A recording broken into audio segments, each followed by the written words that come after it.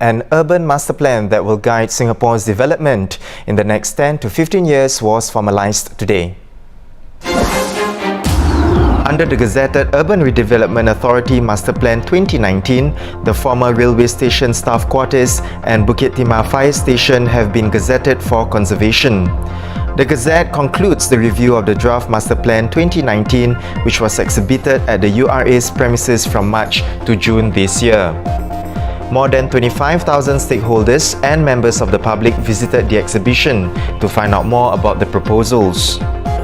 The suggestions and feedback for the draft plans proposals were incorporated where appropriate and will be considered as the authority develops detailed plans for future areas.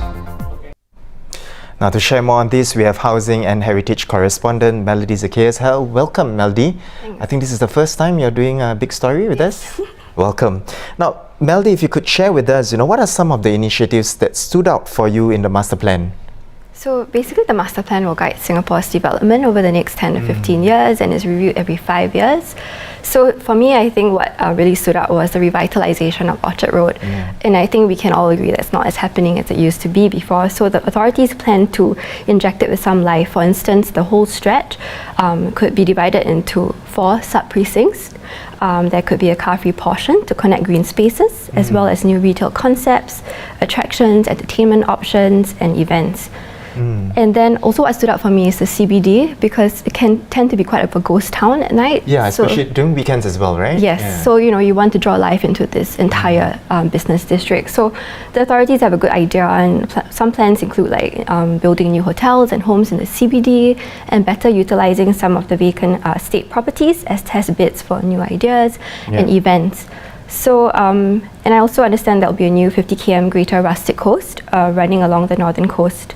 So the master plan was formalised today, meaning to say that it has undergone feedback from different stakeholders.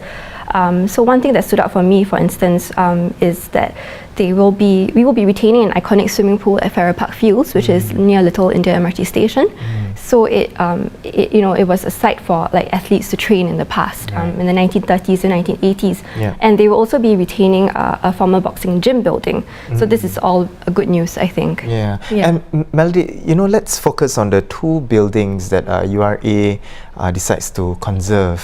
Can you share a bit more on that? So the release pointed out today that it will be officially conserving the former railway station staff quarters and Bukit Timah Fire Station. So spoke to some experts today, and they agree that both sites are quite significant.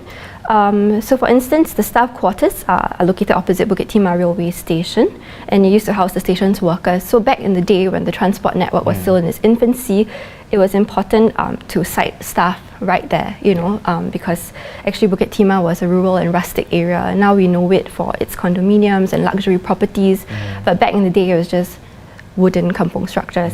Another place that they're conserving is the fire station. So again, it harks back to the kampong days where homes were made of combustible materials. So the fire station, which was built in 1956 and is Singapore's 4th fire station, was integral in keeping the place safe and free from widespread blazes. There was also an industrial corridor where light operations such as a soya sauce factories, car workshops were operating. So the fire station, which is no longer in use, was very important to the old rustic landscape. And Melody, you have covered a lot of heritage stories, and heritage is has always been your focus and always been your favorite beat. Do you think it's enough, whatever that's been done to preserve Singaporean culture and heritage? I think the master plan is heartening because they did listen to the community. So in terms of the Farrer Park Field swimming pool and boxing building, the former boxing building, it was a result of also people on the ground speaking up for it. So the Friends of Farrer Park group were very passionate about advocating for the protection of some of the sites there as part of redevelopment plans.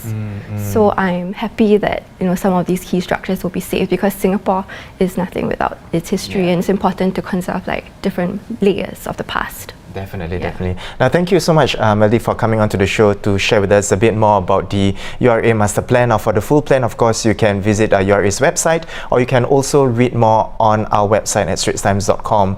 Now, those were the top stories for the day. For more news and videos, of course, you can head over to the Straits Times website. Once again, I'm Haryanto. Join us for more stories on a big story tomorrow, and see you then.